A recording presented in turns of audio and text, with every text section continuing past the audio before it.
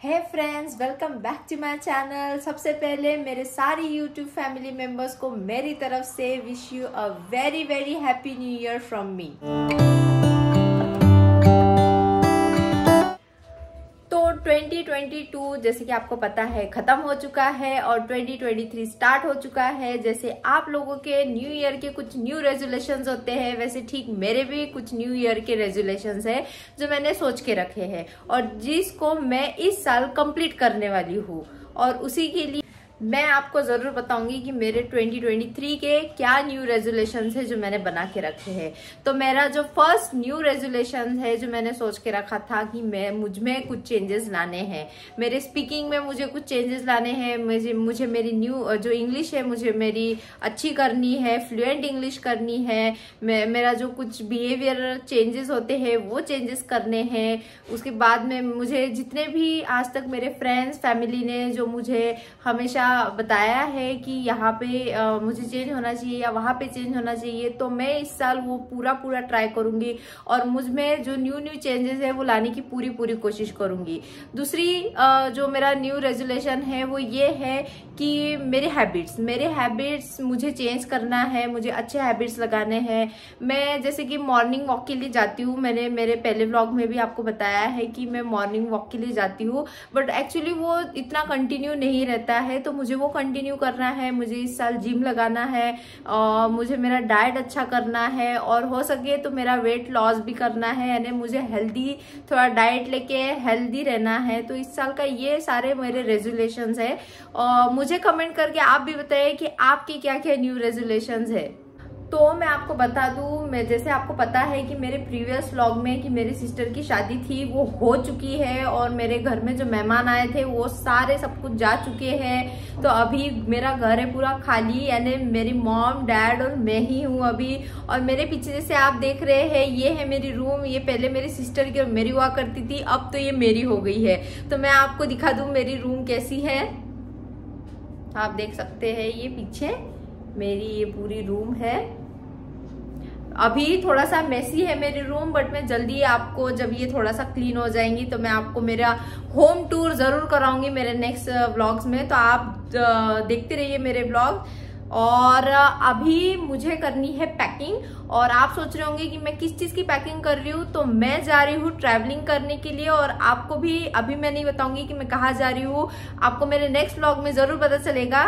तो अभी उस चीज़ की मैं पैकिंग कर लेती हूँ क्योंकि मुझे निकलना है कल सुबह 8 बजे। तो मैं फटाफट पैकिंग करती हूँ और आपसे मिलती हूँ। तो मैं अभी कबर्ड से मेरी बैग निकाल रही हूँ जिसमें मुझे लेके जाना है मेरे सारे कपड़े जो है वो मैं इस बैग में भरने वाली हूँ। ये मेरी जो बैग है ये मैं जब मेरे रिसर्च सेंटर जाती हूँ तभी इसको लेके जाती हूँ। तो इसमें बहुत सारे मेरे बुक्स भी भरे हैं, तो इसको मैं निकाल लेती हूँ, इसको पूरा खाली कर लेती हूँ मैं। तो ये पूरी खाली है अभी। और ये मेरी फेवरेट बैग है और इसका जो कलर है मुझे बहुत पसंद आया था, इसलिए जब भी मैंने इसको देखा था जैसे ही तो मैंने इसको तभी ले लिया था। तो अभी ये बुक जाएंगे अंदर और इस कबर्ड के अंदर मेरे सारे बुक्स हैं और मेरे सिस्टर के जो थे वो सारे बुक्स हैं, जो डॉक्यूमेंट्स है वो सारे इसके अंदर हैं। और ये जो सेकंड कबर्ड जो आप देख रहे हैं यहाँ पे हमारे सब क्लोथ्स वगैरह रहते हैं। तो ये मेरी बैग हो चुकी है पूरी खाली और अभी मैं इसमें भरूंगी कपड़े जो मुझे कल के लिए लेके जाने हैं। और मैं आपको बता दूं ये मेरी ट्रैवलिंग बैग भी है क्योंकि इसमें जितना चाहे मैं उसमें सामान रख सकती हूँ, भर सकती हूँ और ये इतनी हैवी भी नहीं होती और कैरी करने के लिए बहुत ईजी है। तो ये मेरी सच में फेवरेट बैग है। तो ये रही अलमारी जो मेरे रूम में है और इस अलमारी में मेरे कपड़े हैं और मेरे सिस्टर के भी कपड़े हैं। तो वो आधे लेके गई है और आधे यही रखे है उसने। अभी आधे जब वो आएंगी तब वो धीरे धीरे करके सब लेके जाएंगी वो। तो इसमें अभी मेरे कपड़े हैं, मैं अभी इसको ओपन करती हूँ। तो आप देख सकते हैं थोड़ा सा मेसी है मेरा ये कबर्ड। तो ऊपर के सेक्शन में मेरे सिस्टर के कपड़े हैं और नीचे के सेक्शन में मेरे हैं। तो जो नीचे लगे हैं उनमें से मुझे कोई 2 सिलेक्ट करने हैं कल के लिए। तो इसमें से मैं देखती हूँ कि मुझे क्या क्या लेके जाना है। तो ये रहा मेरा कबर्ड और ये रहे सब कपड़ों का कचरा मेरी इसमें। बट ये जो नीचे का सेक्शन है वो मेरे कपड़ों का सेक्शन है। तो मुझे एक हॉट पैंट लेके जाना है, एक जीन्स लेके जाना है और एक 1 पीस लेके जाना है मुझे। तो इनमें से ही मैं ढूंढती हूँ और ढूंढ के फिर मैं बैग में डालती हूँ। ये रही मेरी यहाँ पे बैग, इसको मैं लेती हूँ अभी और यहाँ पास में यही रख देती हूँ मैं, तो मुझे दिक्कत नहीं होंगी फिर ज़्यादा। तब तक आप देखिए कि मैं कैसे पैकिंग करती हूँ मेरी।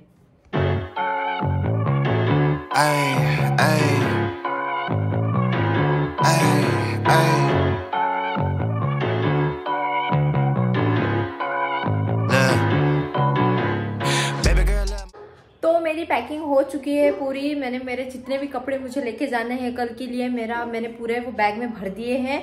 रही बात मेरे मेकअप के सामान की, तो मुझे वो कल टाइम पे बैग में भरना पड़ेगा क्योंकि मुझे कल रेडी होके निकलना है। तो वो सब मैं लास्ट मिनट पे वो सब पैक कर लूँगी मेरे बैग में।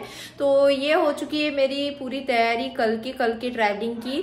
तो आप मेरे चैनल पे ज़रूर बने रहिए और देखिए कि मैं कहाँ जा रही हूँ। मैं आपको बहुत अच्छा प्लेस जो है वो दिखाने जा रही हूँ कल के व्लॉग में, तो आप जरूर बने रहिए मेरे ब्लॉग पे। और साथ ही साथ फ्रेंड्स, मुझे आपसे ढेर सारी बातें करनी है जो कि मेरी रह गई थी आप लोगों के साथ में बात करने का। तो मैं आपको बता दूं कि जो शादी है वो बहुत ही ज़्यादा अच्छे से हुई है हमारे घर में। बहुत हंसी मजाक, कोर्ट रजिस्टर मैरिज जो हुआ था उसका फर्स्ट डे बहुत ज़्यादा अच्छा था। उसके बाद में जो सेकंड डे था हल्दी के दिन भी बहुत ज़्यादा मज़ा आई। और ये देख सकते हैं आप, मेरे हाथ में अभी कुछ भी नहीं है क्योंकि मेहंदी पूरी निकल चुकी है। पर जो मेहंदी लगाई थी उन लोगों ने वो बहुत ज़्यादा अच्छी लगाई थी। आपने भी मेरे ब्लॉग्स में देखा होगा कि मैंने मेहंदी कैसे लगाई थी। तो बहुत ज़्यादा उसका रंग चढ़ा था, बट अभी बहुत दिन हो गए तो वो निकल चुकी है अभी पूरी। तो जो जैसे मैं आपको बता रही हूँ कि हल्दी का दिन यानी जो मेहंदी का था वो बहुत ज़्यादा अच्छा था। उसके बाद में जो वेडिंग रिसेप्शन था जो कि हॉल में था, जो आपने देखा, तो वो भी बहुत ज़्यादा अच्छा था। बहुत मज़ा आया उसमें। मैंने जीजू के जूते भी चुराए, मुझे जो शगुन के जो पैसे रहते हैं वो भी मुझे मिले। और फिर बाद में दीदी चली गई तो मैं लास्ट में सोच रही थी कि मैं नहीं रहूँगी, मैं बहुत स्ट्रांग रहूँगी, बट एट दी एंड मैंने रो दिया क्योंकि मुझसे रहा नहीं गया और मेरे मम्मी से भी रहा नहीं गया। फिर हम वहाँ से फिर घर आए, फिर वो दिन ख़त्म हो गया।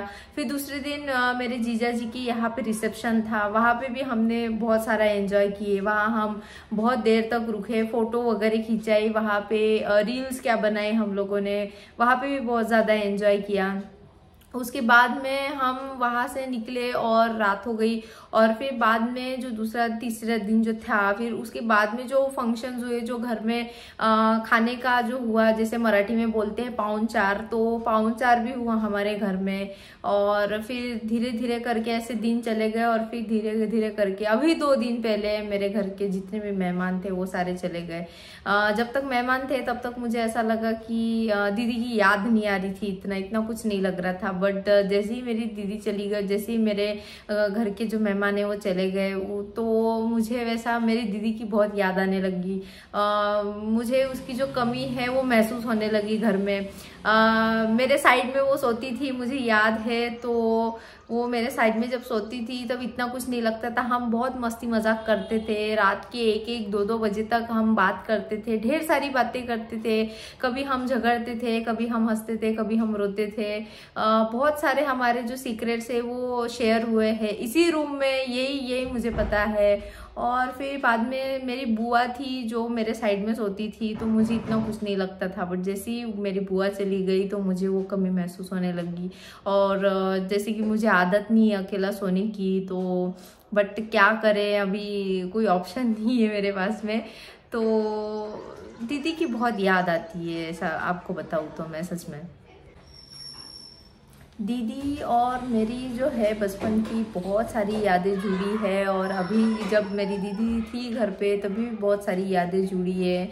हम लोग बहुत मस्ती मजाक करते थे। जब वो घर पे रहती थी तो हम बहुत लड़ झगड़ते रहते थे, हमेशा लड़ते थे झगड़ते थे।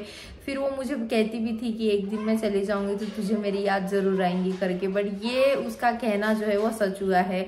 आप लोगों के भी कोई बहन भाई होंगे या जो सिस्टर होंगे या सिस्टर ब्रदर होंगे, तो उनकी जब सिस्टर चली जाएगी शादी करके तो उनको भी उनकी कमी ज़रूर महसूस होंगी। और मुझे ऐसा लगता है कि जितने भी आप लोग देख रहे हो सकता है कि आपकी भी बहनें या आपकी भी जो छोटी बहन है या बड़ी बहन है वो शादी करके जब गई है तब आपको भी पता है कि वो कैसा लगता है। घर एकदम सूना हो जाता है, हंसता खेलता घर एकदम से सूना हो जाता है तो अच्छा नहीं लगता है फिर। तो अभी जितनी भी दीदी की कमी है वो मुझे ही पूरी करनी है, जो पूरी रिस्पॉन्सिबिलिटी आ गई है वो मुझ पे आ गई है। तो अभी दीदी का जो पार्ट है वो मुझे अभी प्ले करना पड़ेगा ये घर में। मुझे मॉम डैड की केयर लेनी पड़ेगी। जब तक मेरी शादी नहीं हो जाती है तब तक तो मुझे मेरी दीदी बन के रहना पड़ेगा, अभी दूसरी निशा बन के रहना पड़ेगा मुझे अभी। तो देखते हैं कि अभी ये दिन कैसे जाते हैं। वैसे तो मैं आपको बता दूं मेरी सिस्टर बहुत ज़्यादा खुश है शादी करके, बहुत ज़्यादा। She is very very happy now, और उसको खुश देखते हुए मुझे बहुत खुशी मिलती है। मेरे जीजा जी भी बहुत ज़्यादा अच्छे हैं, और जो दीदी की फैमिली है वो बहुत ज़्यादा अच्छी है, बहुत सपोर्टिव है, उनको बहुत ज़्यादा सपोर्ट करती है। और मेरे जो दीदी के जो ससुर है वो भी बहुत ज़्यादा अच्छे हैं, बहुत प्यारे हैं वो लोग। और मेरी दीदी के घर के सारे लोग बहुत प्यारे हैं, बहुत सपोर्टिंग है।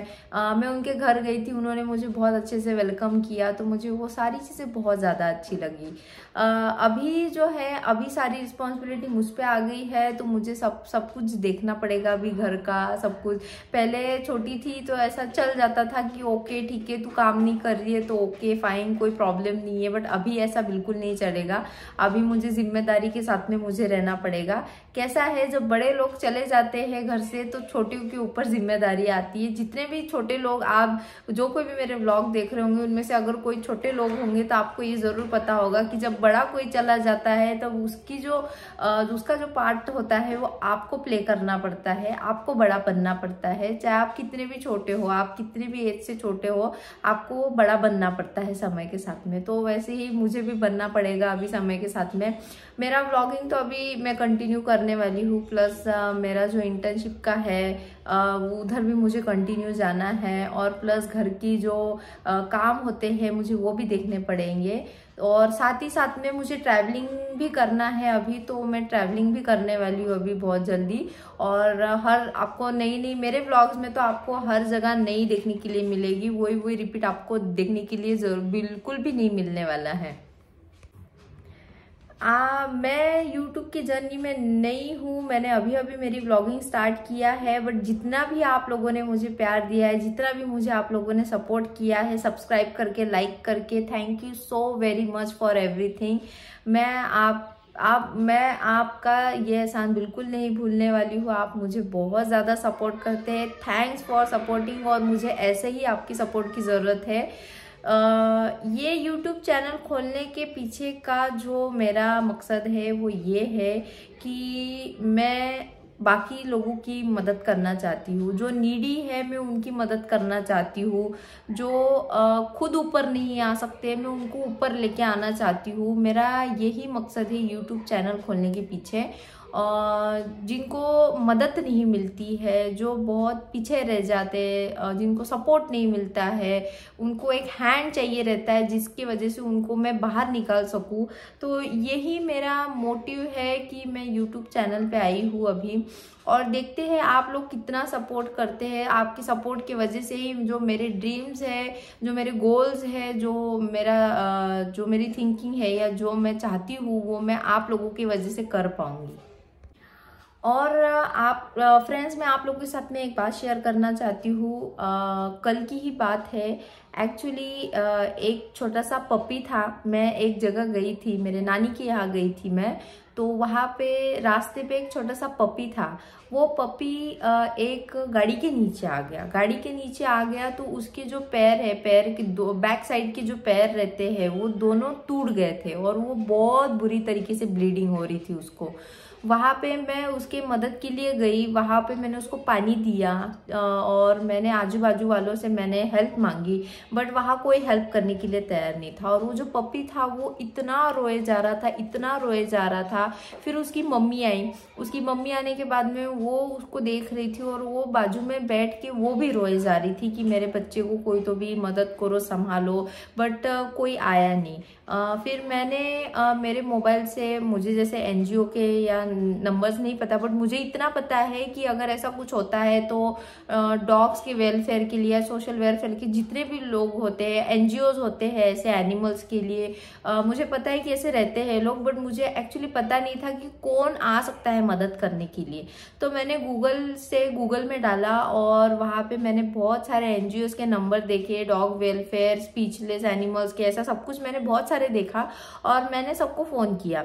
मैंने इवन नागपुर म्यूनिसिपल कॉर्पोरेशन को भी फ़ोन किया, तो उन्होंने मेरा फ़ोन उठाया और उठाने के बाद में मुझसे बहुत ज़्यादा रूडली बात किया उन्होंने मुझे बोला कि ये हमारा काम नहीं है, आप ग्राम पंचायत में फ़ोन करो, ये हमारा काम नहीं है, वो देखते बैठेंगे। और मैंने उनको बोला कि उनका नंबर दे दीजिए मुझे, तो उन्होंने मेरा फ़ोन कट कर दिया।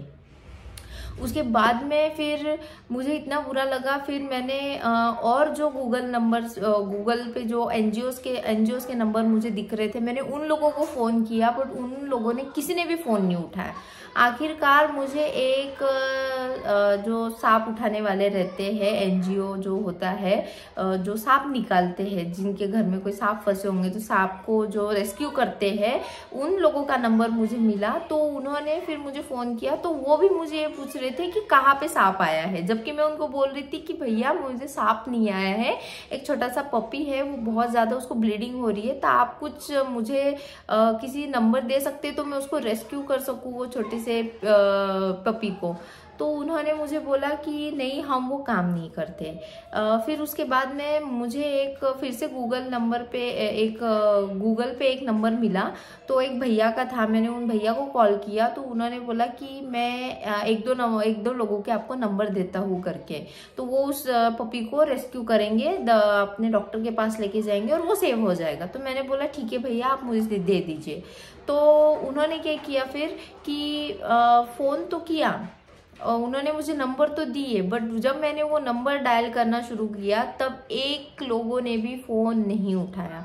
कोई भी एनजीओ, जितने भी अच्छे खासे बड़े बड़े एनजीओज हैं जो बोलते हैं हम इनको रेस्क्यू करते हैं, स्पीचलेस एनिमल्स को रेस्क्यू करते हैं, कैट्स को रेस्क्यू करते हैं, डॉग्स को रेस्क्यू करते हैं, या व्हाटएवर जो कुछ भी बोलते हैं ये लोग, मुझे कल पता चला कि ये कोई काम के नहीं हैं, ये सिर्फ नाम के है।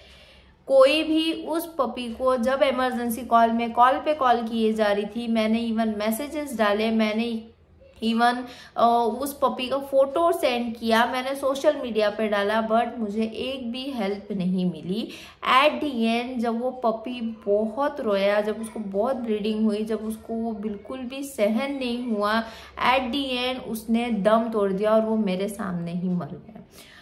तो फ्रेंड्स, मुझे वो देख के इतना ज़्यादा बुरा लगा कि अगर एक छोटे से पपी को मैं नहीं बचा पा रही हूँ, तो सोचिए जो आदमी या जो मनुष्य जो रास्ते पे पड़ा रहता है, जिसकी गाड़ी का एक्सीडेंट हो जाता है, जिसके हाईवे पे एक्सीडेंट्स हो जाते हैं, उनको कौन बचाएगा, उनके हेल्प के लिए कौन आएगा। तो मुझे ऐसा लगता है ये एनजीओ जो है या ये जो कुछ जो बोलते हैं, ये सिर्फ नाम के है कि कोई काम के भी है।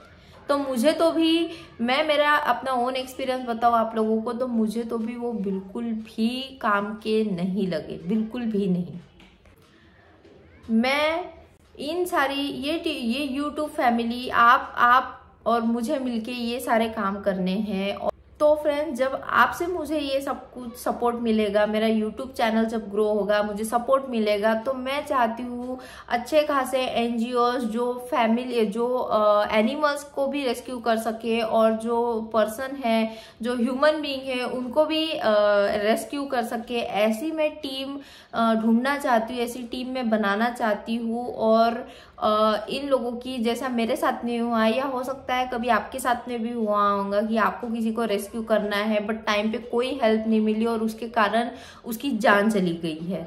तो मुझे ये सारा अभी प्लान करना है, मुझे ऐसी टीम बनानी है कि मैं एनिमल रेस्क्यू के लिए एक टीम बनाऊं, एक ह्यूमन बीइंग को रेस्क्यू करने के लिए एक टीम बनाऊं। तो ऐसे से मुझे जब आपका सपोर्ट मिलेगा तब मैं ये सारी चीज़ें कर पाऊंगी। फिलहाल मैं अभी अकेली हूँ, तो मैं अभी मैं अकेली कुछ नहीं कर पाऊंगी। जब मुझे सपोर्ट मिलेगा, जब मुझे एक टीम मिल जाएगी, तब मैं ये सारे जो मेरे जो सपने हैं ये मैं पूरी कर सकूंगी। तो फ्रेंड्स, मुझे जब वो पपी मेरे सामने जब उसकी डेथ हुई तब मुझे इतना बुरा लगा।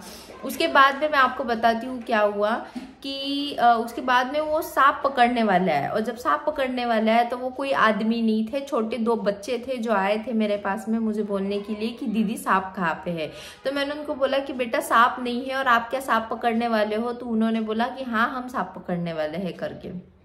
उसके बाद में आजू बाजू के जो लोग थे वो मुझे देखे जा रहे थे, बट कोई हेल्प के लिए नहीं आया। एट दी एंड एक उसी जहाँ पे पपी को एक लोग उठा के लेके आए थे, वही पपी को जब वो इंजर्ड हो गया था तब 2 लोग उसको उठा के साइड में रख दिए थे। तो वहीं पे उसके बैक साइड में एक घर था, वो डॉक्टर का ही घर था, ये मुझे बाद में पता चला। उन्होंने भी कोई हेल्प नहीं की, तो उन्होंने डायरेक्ट मुझे बोला कि ये वो क्या है, उसको उठा के बाहर फेंक दो करके, हमारे घर के बाजू में नहीं होना करके। वो तो सोचिए कि ऐसे ऐसे लोग भी होते हैं, ऐसे ऐसे लोग मुझे मिले कल।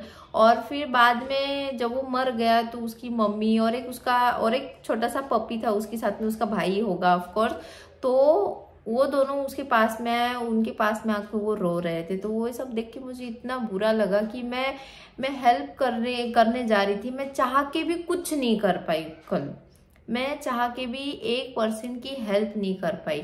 जो डॉग लवर्स होंगे उनको भी पता है कि जब कोई डॉग को इंजरी होती है, ये मैं भी डॉग लवर ही हूँ, मुझे भी एनिमल्स बहुत ज़्यादा पसंद है। उनको अगर कुछ होता है, या एनिमल्स को ही नहीं, अगर किसी ह्यूमन बीइंग को कुछ होता है, किसी इंसान को कुछ होता है, तो मुझे तकलीफ होती है।